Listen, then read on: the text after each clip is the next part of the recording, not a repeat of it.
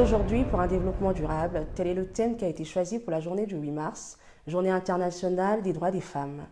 Pour moi, ce thème renvoie à l'égalité entre les hommes et les femmes, les filles et les garçons en ce qui concerne l'éducation et aussi l'égalité professionnelle et l'autonomie financière des femmes.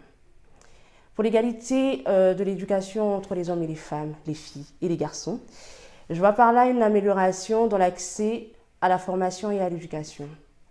Ce que je veux dire par là, c'est que les femmes, elles doivent avoir la liberté dans les choix d'orientation professionnelle. Elles ne doivent pas être dictées par des ambitions, on va dire, sociétales ou culturelles, de la place qu'on lui donnerait dans une société quelconque.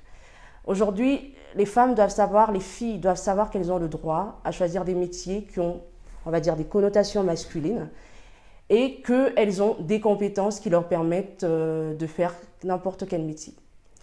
En ce qui concerne l'égalité professionnelle, les données de l'INSEE démontrent que les femmes ne représentent que 35% des cadres ici en France et qu'elles seraient payées 18% en moins pour la même heure, pour le même poste, or qu'un homme. On pourrait dire que valoriser la femme, c'est valoriser ses compétences.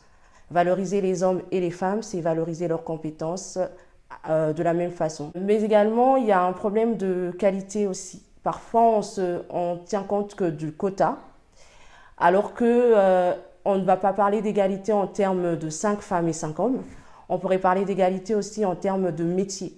Et pour finir, pour moi, un pays qui valorise les compétences des hommes comme des femmes est un pays qui se permet d'exploiter un maximum de créativité, un maximum de diversité, et c'est un pays qui ne peut que se développer.